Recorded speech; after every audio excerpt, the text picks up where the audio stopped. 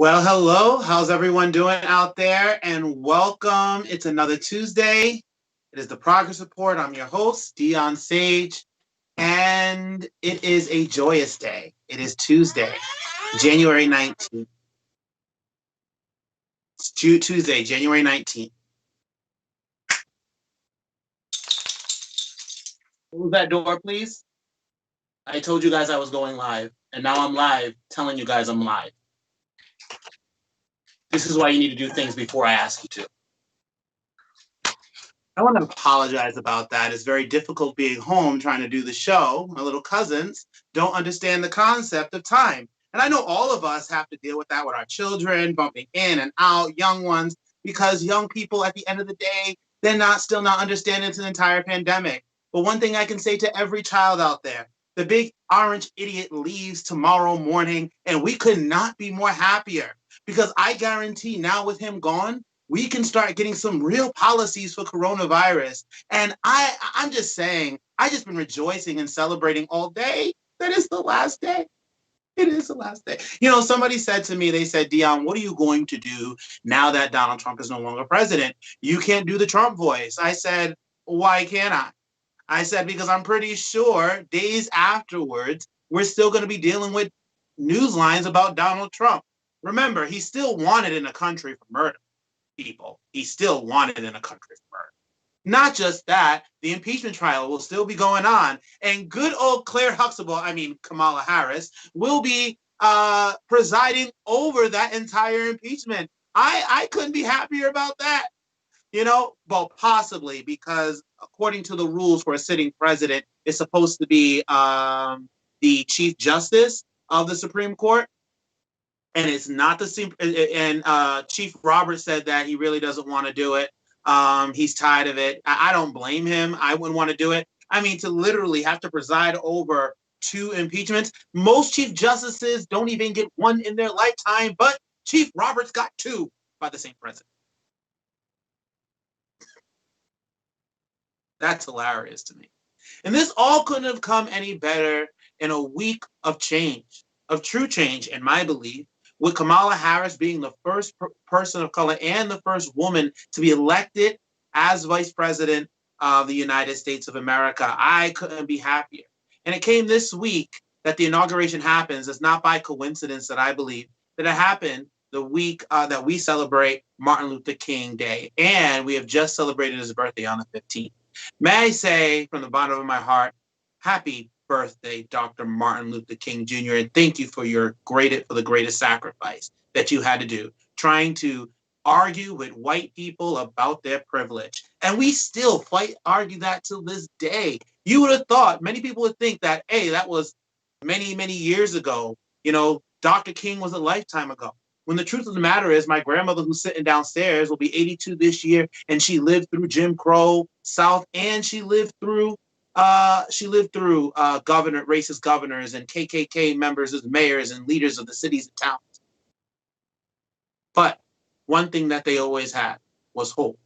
Hope for tomorrow and hope for a new day. They believed hope entirely in their faith, and their faith in God is what got them through. I'm going to read a quick passage from one of my favorite speeches by Dr. Martin Luther King Jr., which was a drum major instinct. Seeing how many of us try to use this week to remember him, I want you guys to just listen to the ending of this speech. He said, every now and then, I guess we all think realistically about the day when we will be victimized with what is life's final common denominator.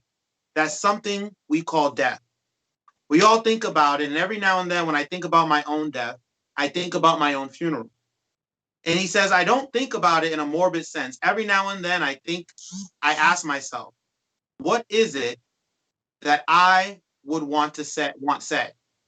And I leave this word to you this morning.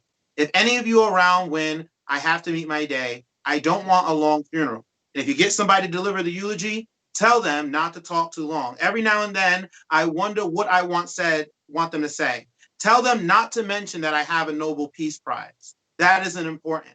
Tell them not to mention that I have 300 or 400 other awards. That is not important. Tell them not to mention I went to school. I like somebody to mention that on that day that Martin Luther King Jr. tried to give his life serving others. I like for somebody to say that day that Martin Luther King Jr. tried to love somebody. I want you to say that day that I tried to be right on the war question. I want you to be able to say that day I did try to feed the hungry. And I want you to be able to say that day that I did try in my life to clothe those who were naked. I want you to say on that day that I did try in my life to visit those who were in prison. I want you to say that I tried to love and serve humanity.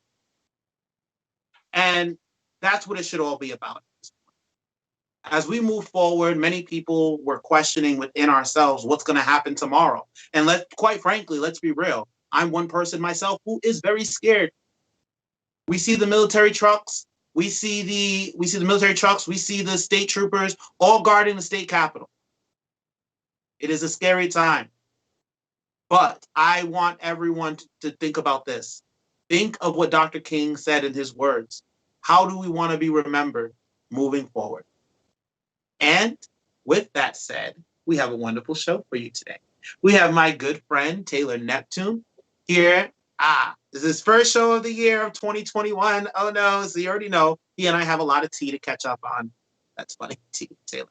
And of course, we have my good friend Tina Kane here today, and civil rights activist, and I can't wait to sit down and talk to her about what everything that's going on. And so everybody, grab your mugs, grab your tea, and I want to make this very clear. I'm drinking tea. Somebody asked me the other day.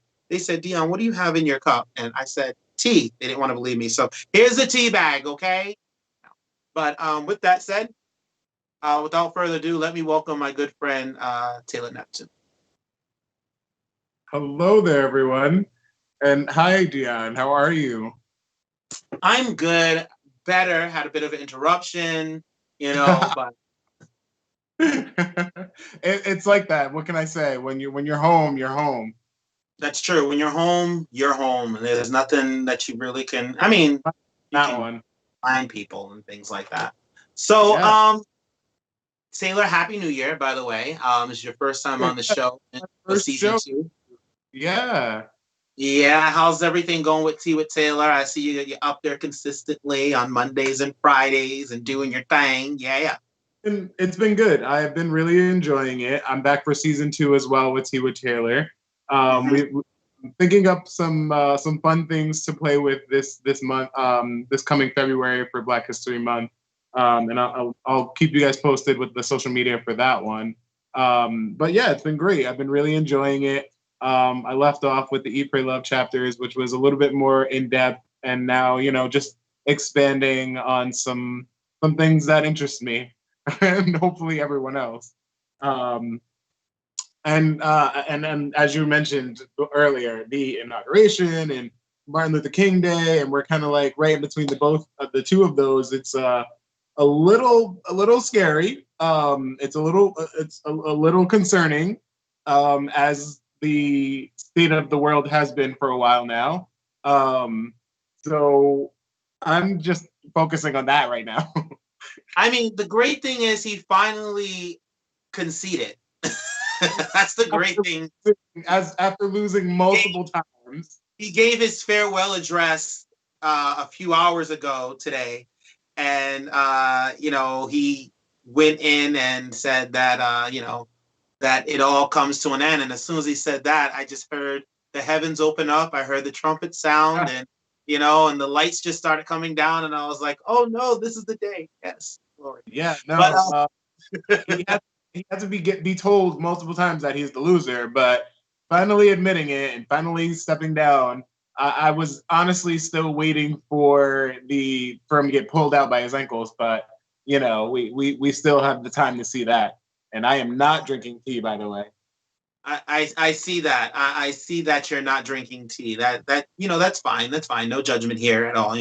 But it was funny because they were making fun of me. They said, what's ever in that cup? What's in that cup? What's in that cup? Everyone makes a joke, and I'm like, no, it's really tea. Like I drink tea while I'm doing the show. Yeah, it's funny because when you do your show, when you do coffee, I usually see you with tea. Tea. Well, I've been drinking a lot of tea lately, to be honest with you.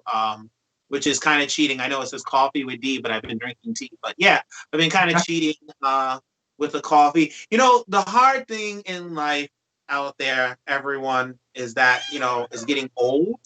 That is the hard thing. The really, really hard thing is getting I would. old. Your body changes. There's certain things that you can't really eat and process like you used to. And I feel like coffee's kind of become one of those things that it's been very hard for me to process in a way. So Ooh, that's unfortunate. I'm one of the yeah, many. I'm one of the many Americans who is addicted to caffeine, and I don't know if I can start my day the same without coffee. So that is quite unfortunate. I mean, there's caffeine in tea. I mean, I'm drinking caffeinated tea still, but it's just oh I don't well. know coffee. Uh, so here we are, Taylor. It's the day between Martin Luther King Day and the inauguration of President Biden. Both events seem more important today than ever. How do you feel about this week with us moving into Kamala Harris is going to be the vice president, um, which I like her. She gives me those Claire Huxtable vibes. You know what I mean? I caught that reference earlier. That's pretty funny. I'm not gonna lie. She definitely gives me those vibes. But again, I am a little concerned. I'm feeling very like hopeful that finally again he's conceding. But that doesn't say much for that crowd of people that was storming the Capitol. That doesn't say much about his supporters and things of that nature. So that is frightening to me and very concerning.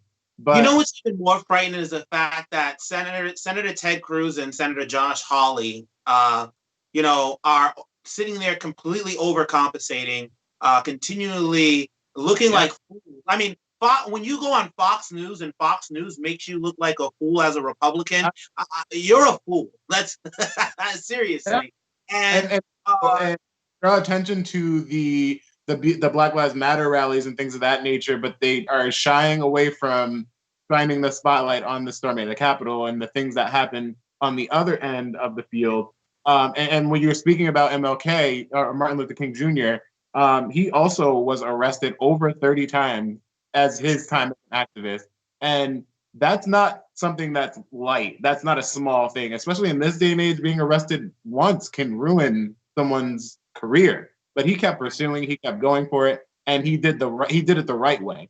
So if that's how they go about behaving when someone's going the right way, then I'm not even surprised that things are happening the way they're happening now. I agree. I listen. I totally agree. And I think what bothers me even so with that, I was listening to Ted Cruz's speech before the rally and how he was calling them that they were the real patriots of America, that they were the revolutionists. They were like our forefathers. That's who they were. And I'm Yeah. sorry, the last I checked, when I look at pictures of the Revolutionary War and I look of the American Revolution, I see the American flag with the star with the 13 colony flag. That's what I see. I didn't see a Confederate flag. I didn't see that at all. We don't see that until the Civil War in the 1860s.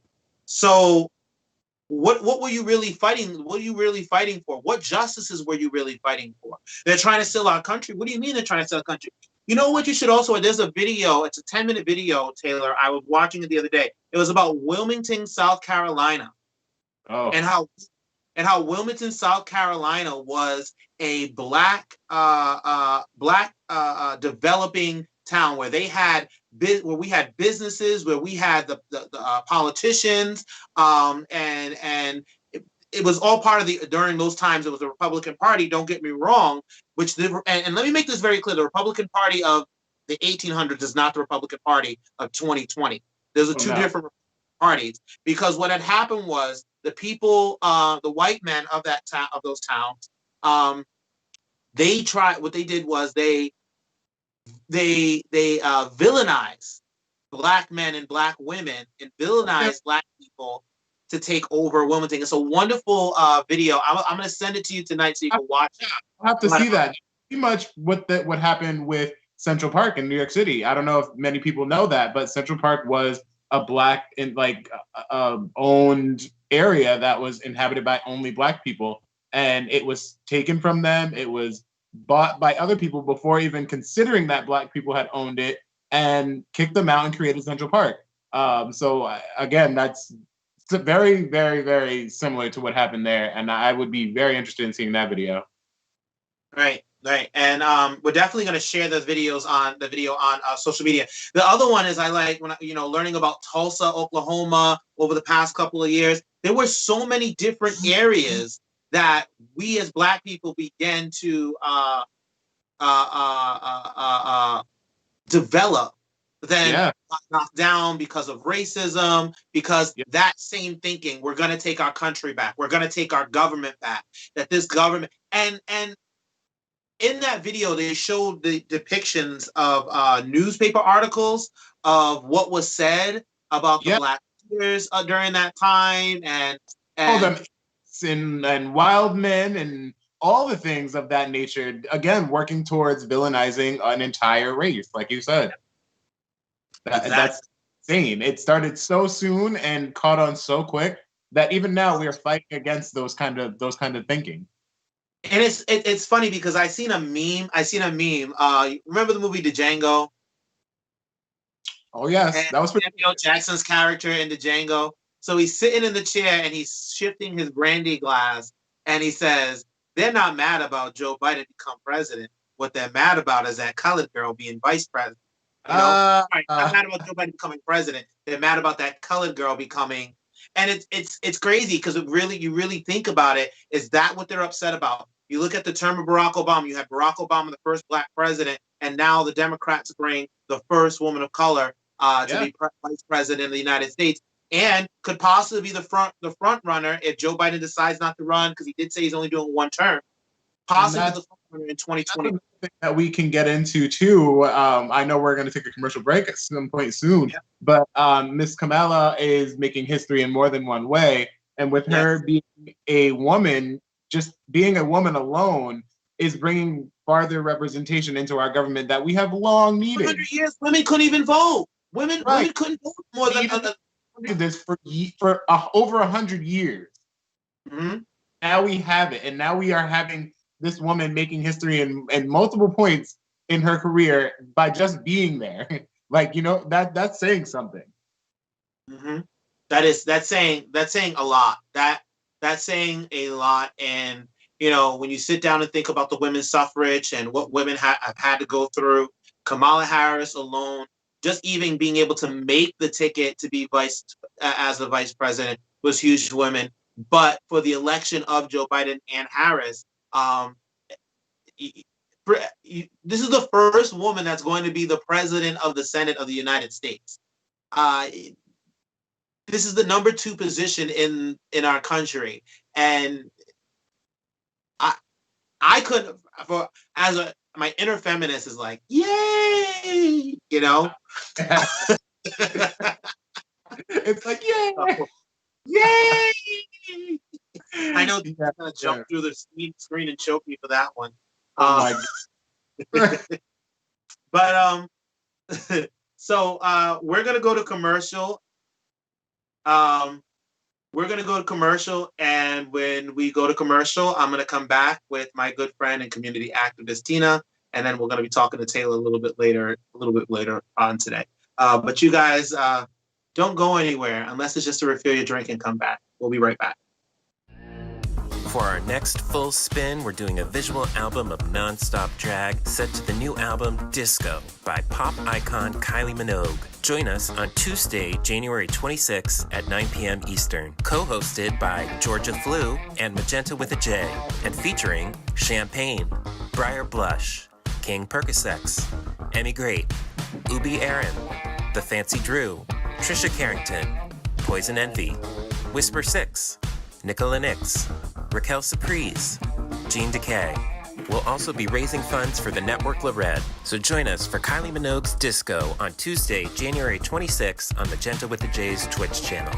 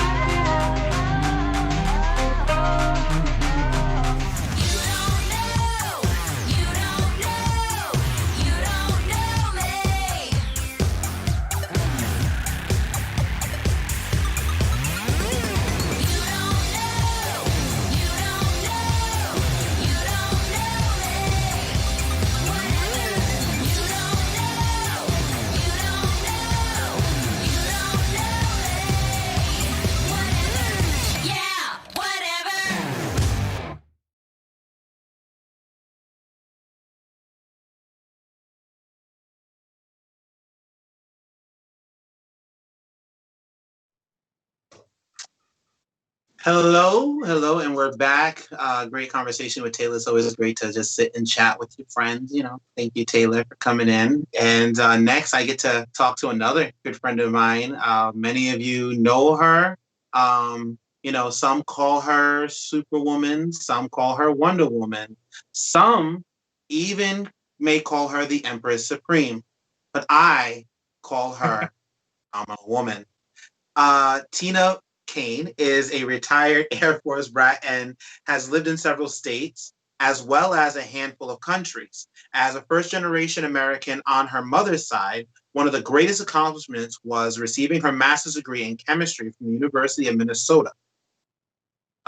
Minnesota Duluth, I think I'm saying that correct, and was hired to work at Mayo Clinic's infectious disease lab in the field of HIV research. She has volunteered in the community for nonprofits and is a published fiction novel and nonfiction scientific author with 5 novels and a handful of abstract posters and articles. She is inspired by the rise of women and non-binary political leaders in government and encourages our marginalized siblings to rise to power. Ladies and gentlemen, and we rise, and we rise. I bring you and introduce you my good friend, Miss Tina Kane. Hi, Dion. That was great. Empress, I like that. I could get used to that. Empress Supreme. That's Empress Supreme's from Doctor Strange, I think. Yeah. That's a good one. She's really good. She was really good at what she did. So I know you are. So, Tina, quick thoughts. Martin Luther King Day was yesterday. Tomorrow we have the inauguration of the 46th president. Quick thoughts. So long. It took us so long to get here, to get Kamala in this seat. Women make up half of the population, and it took this long, over 225 years or so, to 200, what are we at now? 230 years to get us this far, to get a woman in this seat.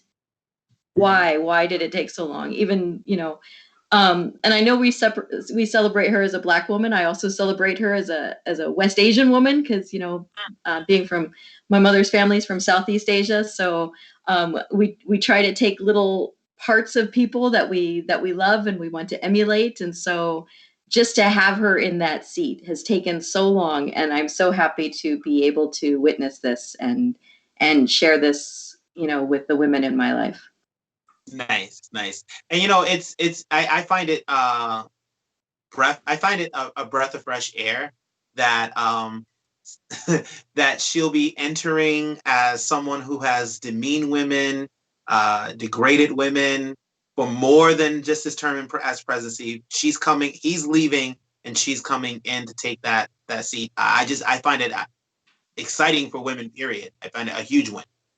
We deserve this, don't we? I mean, we had a lot of great things with Obama that we probably didn't deserve, and I'm not saying he was perfect, but to go from him to Trump, who was misogynist and racist and homophobic and transphobic, and I could list off all kinds of phobias there and just go on, and then to have it cleaned up with this new administration that's coming in. I have high hopes for them, and I know that both Biden and Harris have had some issues in the past, but I want to give them this clean slate to kind of run with. One of the things that I think that we tend to do is call men by their last name and call women by their first name, which we saw that with Trump and Hillary, and we see that with Biden and Kamala, and it's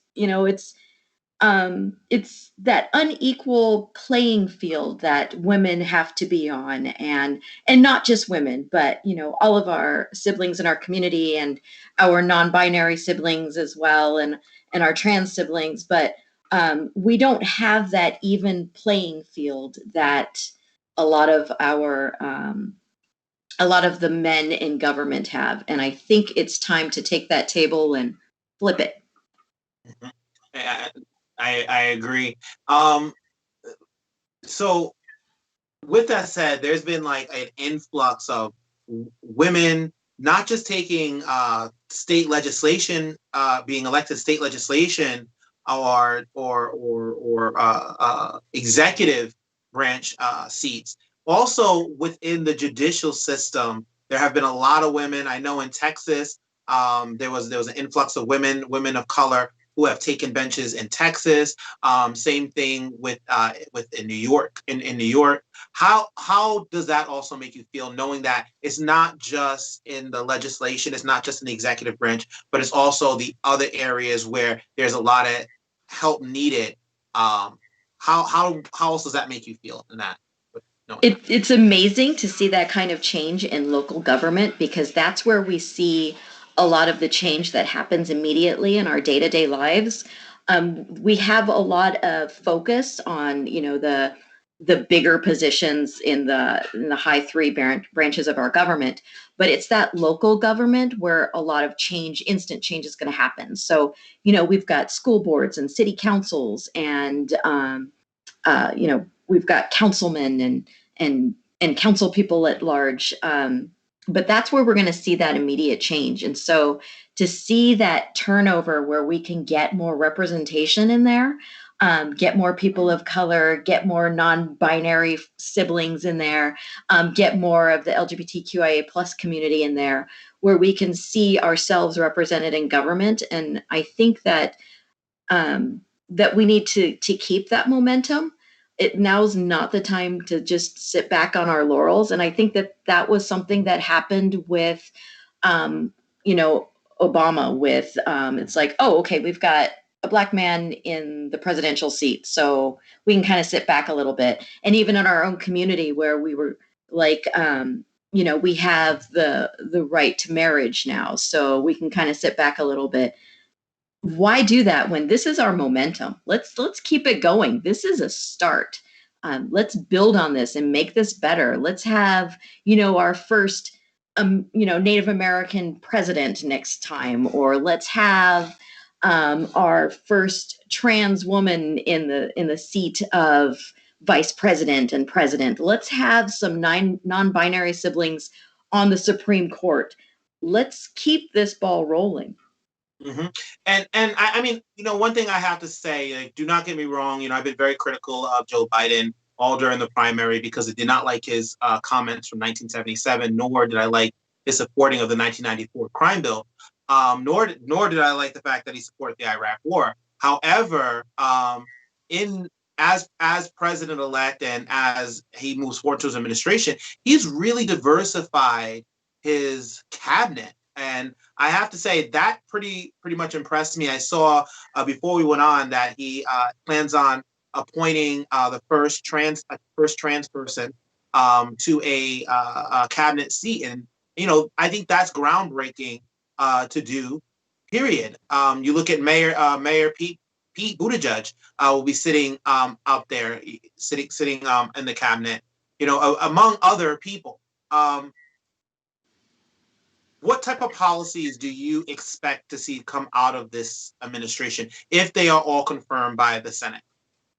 Well, first, I want to make a comment on what you said too about statements that Biden has said, in 77 and 94 and during his presidential run too. Is that I probably said and did things in 1977 and 1994 that I'm not proud of.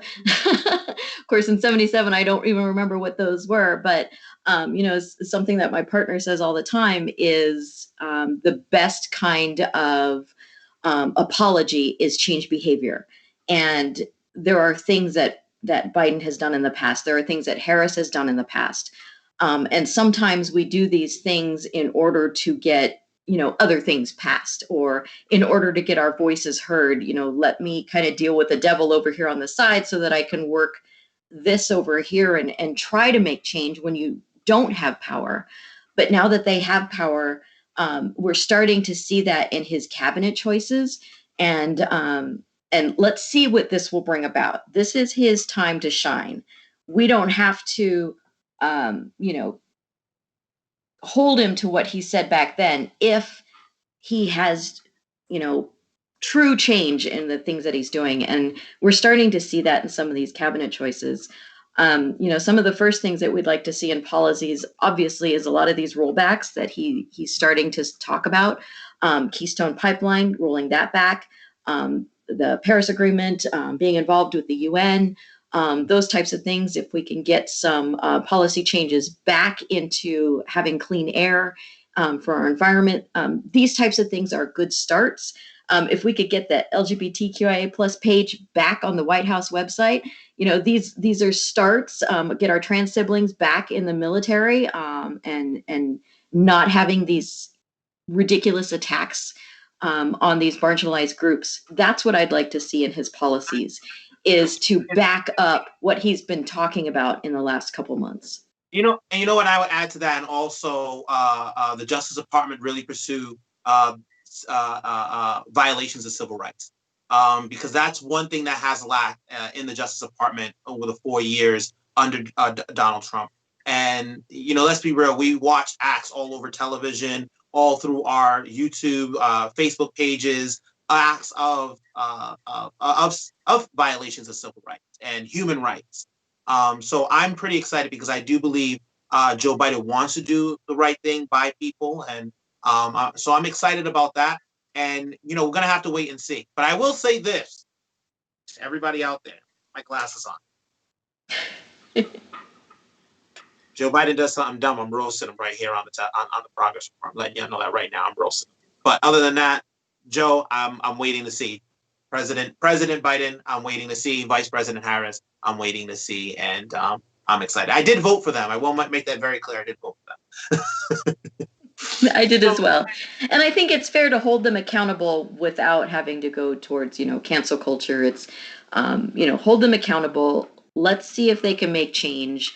And they won't be perfect at all, but I'm happy to see this change. So I have a quick question for you. There's a rumor going around, my friend Tina. There's a rumor going around, and let's just do some rumor control right now, okay?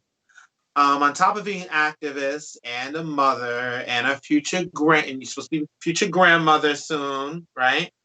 Yes. You and your partner considering adopting. We are going through the process for obtaining our foster license. And so the potential is there. Is that your happy dance?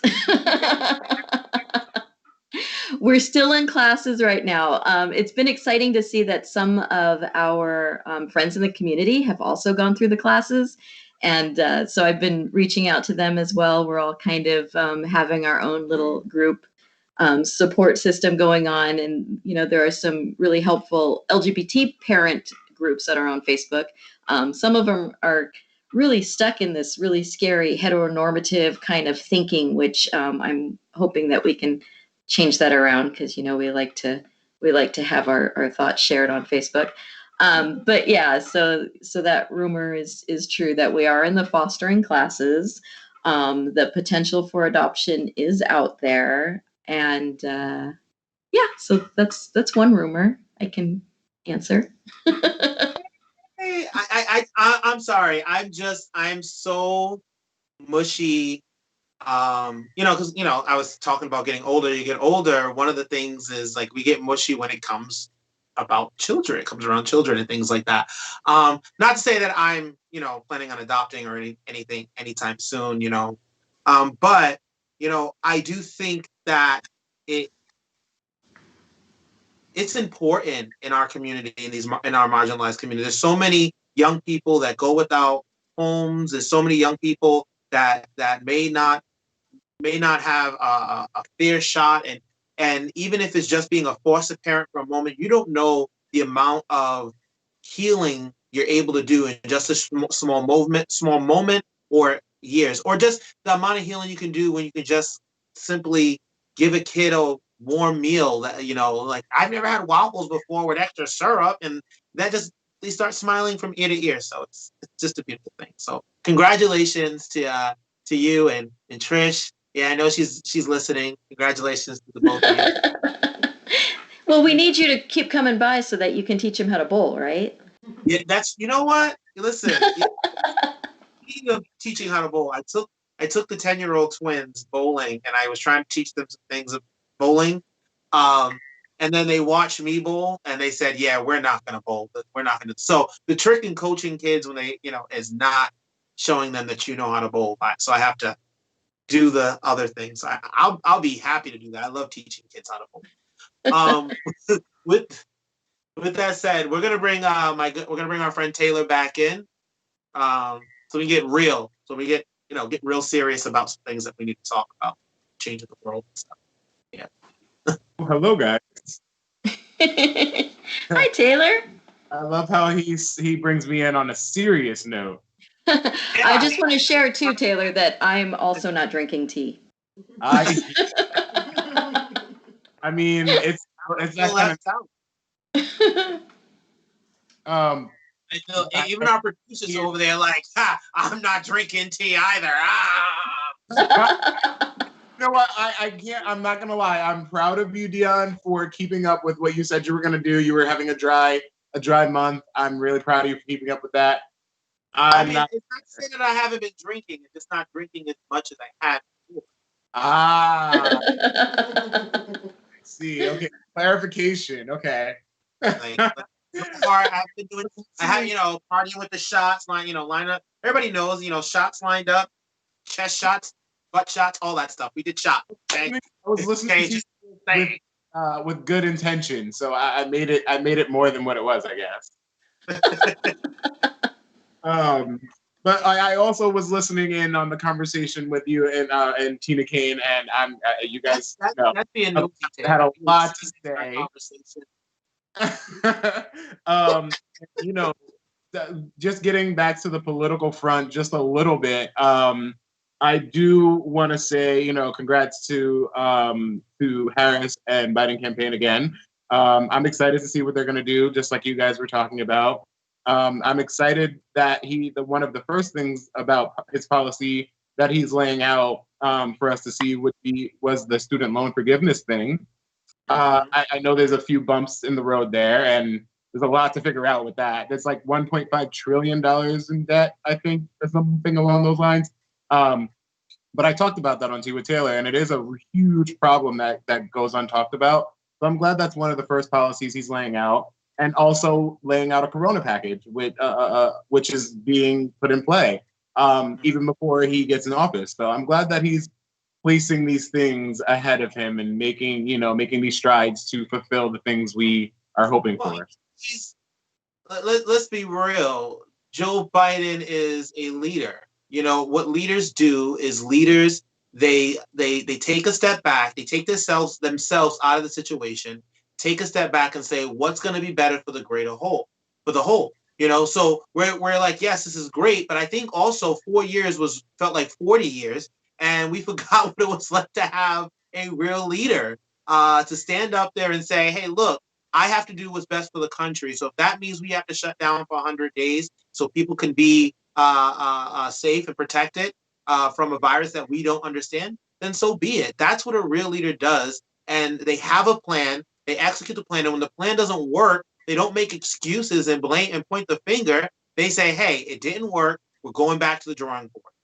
Tina. And I think that's a good point too, Dion, because we've had this dictator for the last 4 years, and he was either screaming in our face or taking a back seat and saying, I'm not the person to blame here.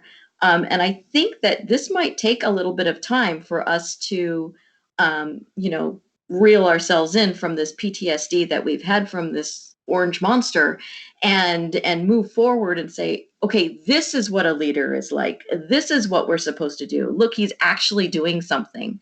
And I think that it's wrong that there are some journalists that are coming in right now and saying, look, he's already failed. It's like, dude, he's not even sworn in yet. Give him a minute to breathe. Let him come in. Let him get sworn in.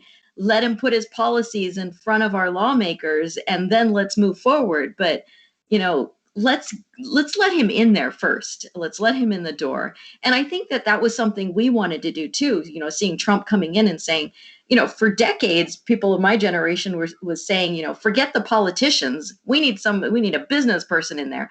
we had that chance, and oh my gosh, that was terrible. We even had Reagan in there too. He wasn't a politician, and he went in there. Also terrible. So but there was that second where we're like, well, let's see what Trump can do. Oh, okay, now he just took us off the website. Oh, now he's mocking every kind of disabled person out there. He's mocking women. He's mocking our trans siblings. It's going to take a minute for us to get to see somebody in there again, like, oh my gosh, he's speaking in coherent sentences. That right there was a shocker. And that we can actually watch him. And, you know, when he was coherent, Tina, I am just so coherent. I am just coherent of the coherent. Let there ever be dot. And just to watch Biden's speech today when he was talking about leaving Delaware, he got all teary. It was like, oh my gosh, he's not a robot. We've been watching this automatron for years. It's going to take a minute. Lest we forget. Wait a minute. Trump was no robot, because if it was a robot, I think the Republicans would have had an easier time explaining him to the rest of us. Trump was a whole nother beast. You know, I mean, no automated, nothing. I'm pretty sure that today during his speech, during 45 speech, and that's what I'm gonna call him, 45, what my grandmother calls him, during his speech was the most coherent speech I've ever heard him ever say since he said he was running for president. Seriously. Matter of fact, if he showed up every day to work, if Donald Trump, when he started, first off, it was only for 5 minutes, because then he said the China virus and it just went off the rails from there. But if he showed up that 5 minutes every day to work like that, to just read the teleprompter, whatever they have for you, whatever your team did, whatever the people you put in place to make your administration great or make your administration better or help make the country better, why not support them? You're pulling the rug. You continually pull the rug underneath them, because he was. We're still waiting for that healthcare plan, aren't we? Oh yeah, just and everything else. It's pretty funny. And you know what's funny? I feel like Joe Biden sometimes, like, give me 5 minutes behind a gym with Donald Trump. 5 minutes behind a gym. What are you gonna do with the other 4 minutes?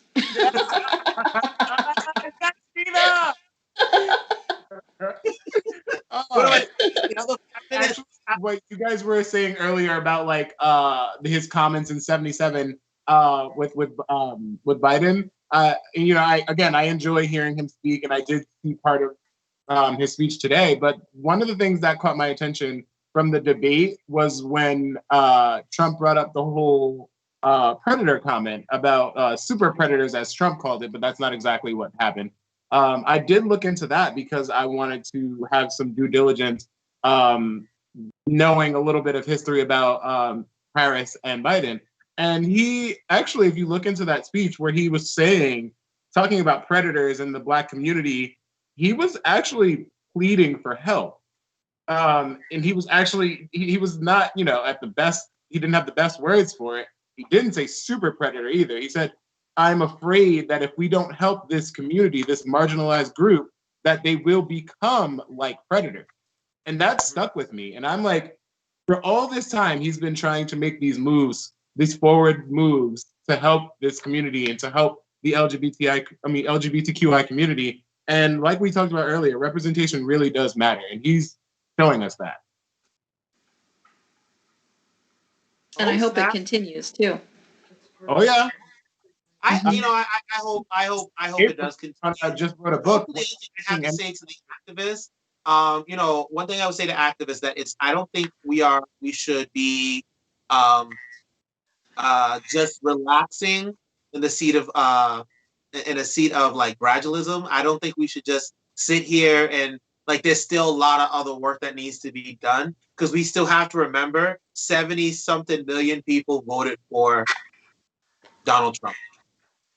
And about half of those people defend the siege on the Capitol, including 2 U.S. senators defend that. So there's still work that has to be done. We still have to keep our pedal to the metal, making sure. And what I'm going to say is, it is our job now to continually help the president, help the administration to figure out how do we liberate America, and liberating. When I mean liberation, these cities and towns that are Republican filled, for example, like Woonsocket. Next couple of years, we need to figure out as activists in Rhode Island, how do we liberate a city like Woonsocket or a town in South County from racist rhetoric and from homophobia and from misogyny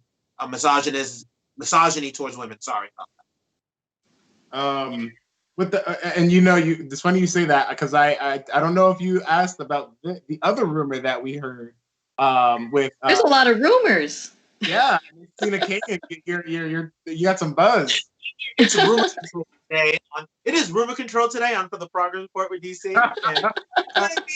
Give me some buzz, Tina. And ladies and gentlemen, no, I did not wear a jockstrap today.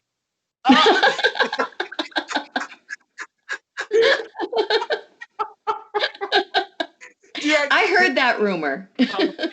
Yeah, I know. I don't know where that rumor came from, but you know, I was like, what? I know. I not now. Well, what I was going to ask was, you know, there was a rumor that you may or may not be running for local office.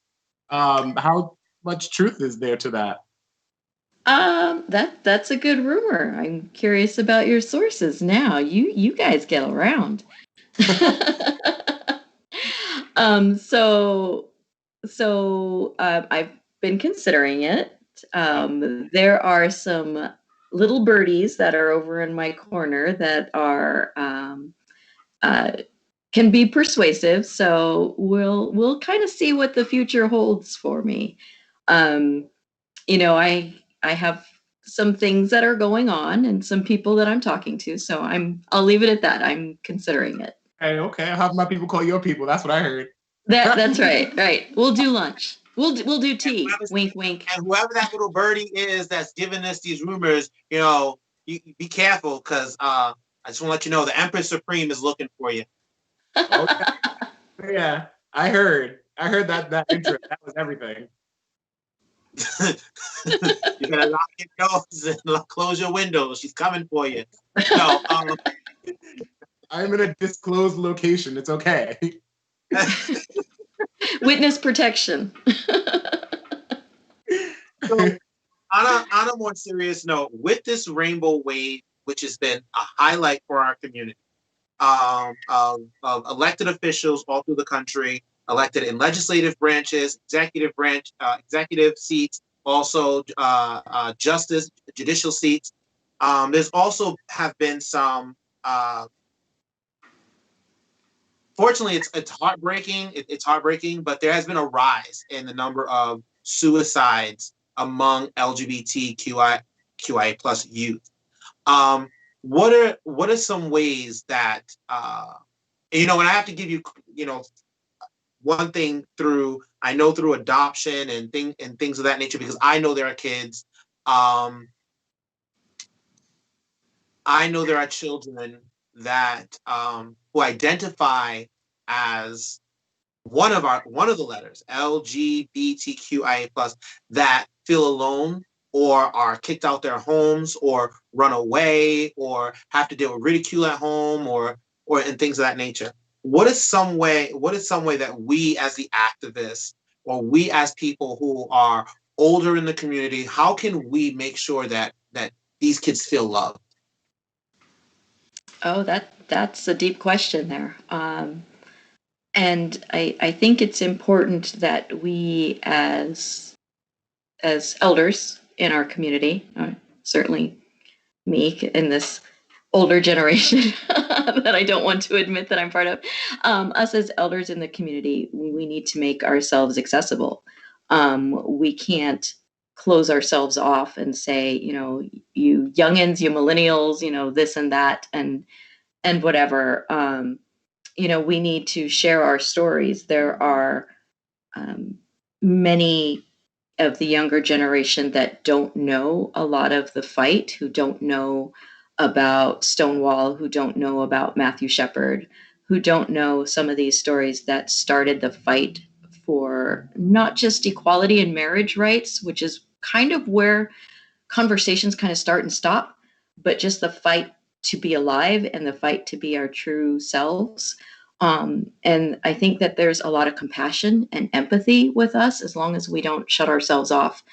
As far as sharing love, um, there are many, many ways of giving back to the community.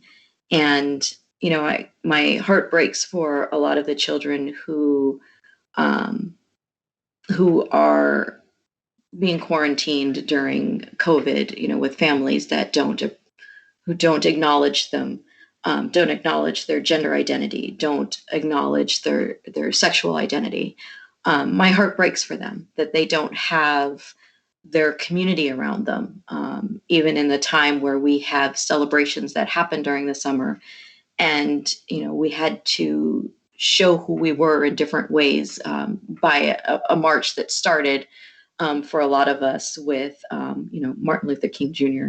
was the fight for racial equality. The fight for Stonewall was our sexual identity.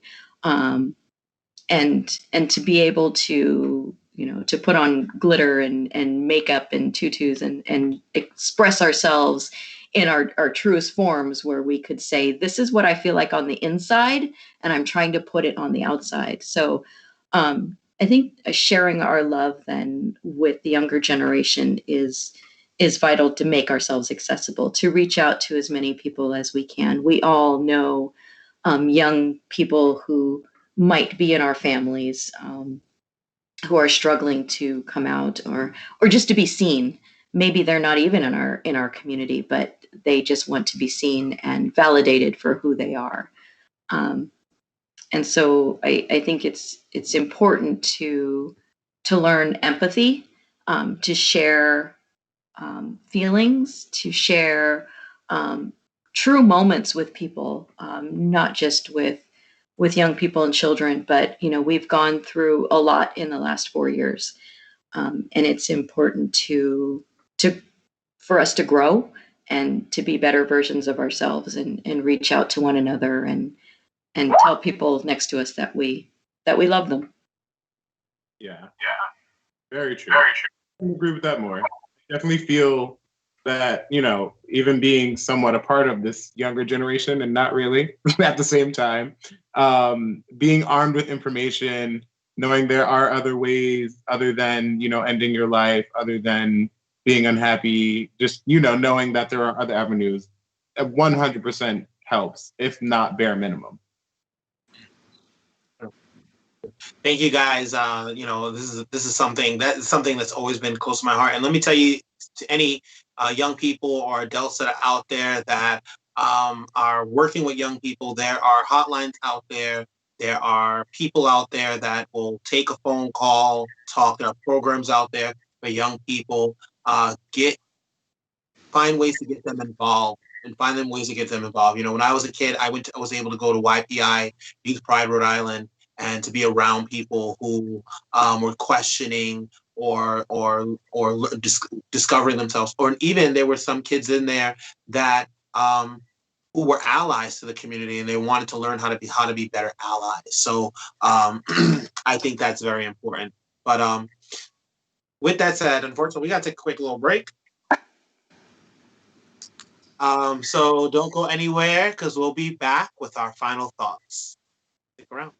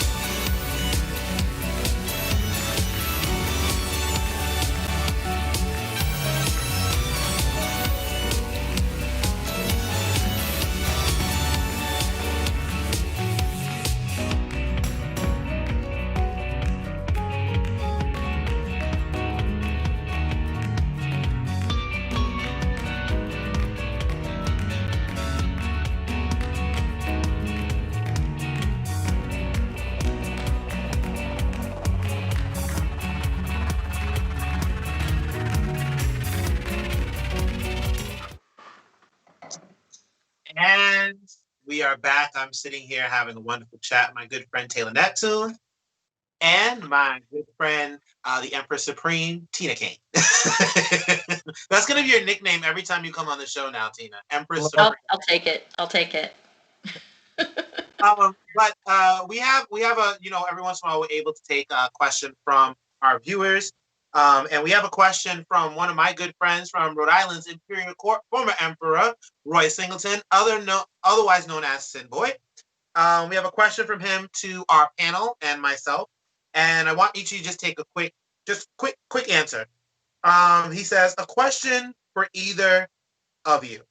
Do you have a preference in the order Joe Biden and Kamala Harris will deal with the most important issues like COVID, racism, the economy, bringing our country together, etc.? And if so, what is the order of your preference? I would say just we give one. What do you think is the most important that they have to tackle?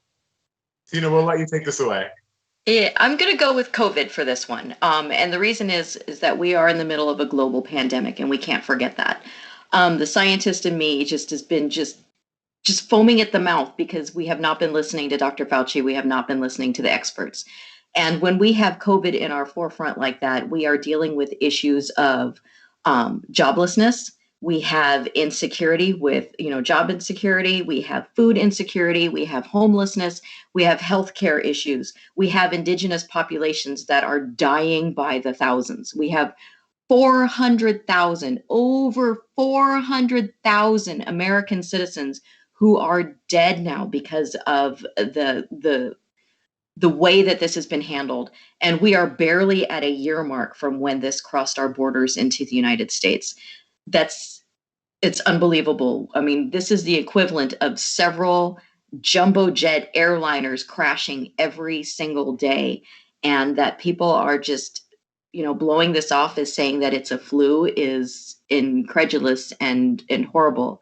As someone who has survived COVID, and it was not an illness that was without symptoms. It was not an illness that I, just kind of brushed it off in a couple of days. It was nearly 2 months of pain and suffering with this illness. And I can't even begin to sympathize with people who have lost their loved ones in this.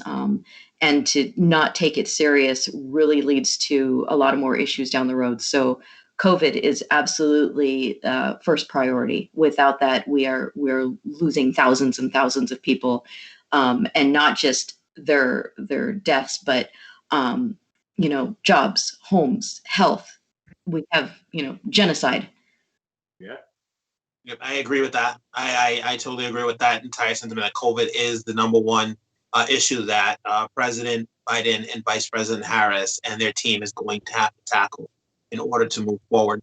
But I would say the second would definitely, for me, would have to be racism. This country has a long standing with racism. This country was built on the backs of African slaves. This country was built on the extermination of indigenous people. The railroads were built by Chinese slaves. So there is a lot of deep-rooted racism within this country. And until America can answer for that deep-rooted racism, I think everything America is going to do is going to crumble. Mm-hmm. And if I were to piggyback a little bit off of what both of you are saying, I originally thought, that the most important thing that they should tackle, like speaking to what you're saying, Dion, is racism and healing the economy, because we have had so much, this so much hate and so much pain built into our economy as of late. And it is time for reconciliation. And I do think that we can get that. But, piggybacking off of what you said, Tina, I do think it will be a lot easier to heal our economy as a whole and to deal with the whole racism thing once we deal with COVID, because that is in the forefront. So I know we're over a little bit time, and I know our technical person, Chris, is pulling out his hair. So he's going to make me pay for that. So we're going to have quick final thoughts. gonna have some quick final thoughts. So I'm gonna start with. I normally start with my special guest, but I'm actually gonna start with my with Taylor today. My guest co-host today. I'm gonna start with Taylor. Okay, I feel very honored. Well, I'm really happy that we had this conversation. And I think that if I want to leave you guys with something today or a final thought, I would say we're looking forward to the inauguration and representation matters. And let's just keep holding them accountable. That's what I'm looking forward to. Just healing our economy and holding them accountable for the things that we're looking forward to.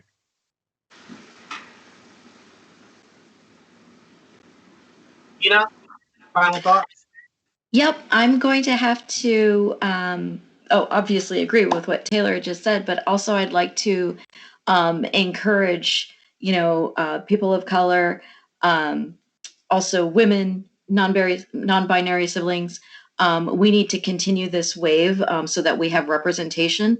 With Kamala now as president of the Senate, there are no other Black women senators that are sitting in that seat right now. And we need to change that. We need to have representation. It matters. We need to get people out there. Don't stop voting and don't stop, being activist just because we have, taken a rainbow wave and blue seats across our top levels of government. This is not time to sit. This is a time to keep this momentum going. Nice. There's only one thing that I can say in my final thoughts, and that is the words of the great poet, Dr. Maya Angelou. You may write me down in history with your bitter, twisted lies. You may trod me in the very dirt, but still, like dust, I'll rise. Does my sassiness upset you? Why are you beset with gloom? Because I walk like I got wells pumping in my living room, just like moons and like suns and like certainties of times, and just like hope springing high, still I rise. Did you want to see me broken? Bowed head and lowered eyes, shoulders falling down like teardrops, weakened by my soulful cries. Does my hauntiness offend you? Don't you take it awful hard, cause I laugh. Like I got gold mines digging in my own backyard. You may shoot me with your words, you may cut me with your eyes, you may kill me with your hatefulness, but still like air I'll rise. Does my sexiness upset you? Does it come as a surprise that I dance like I got diamonds at the meeting of my thighs? Out of the huts of history shame, I rise. Up from the past that's rooted in pain, I rise. I am a black ocean, leaping and wide, welling and swelling, I bear in the tide. Leaving behind the nights in terror and fear, I rise. Into a daybreak that is wondrously clear, I rise, bringing the gifts that my ancestors gave. I am the dream and the hope of the slave. I rise, America, we rise. With all that said, good night to everyone across the country and to our new viewers out in Seattle and Chicago and Oklahoma. Hi to you too. Make sure you like, share, and comment. Good night, Rhode Island.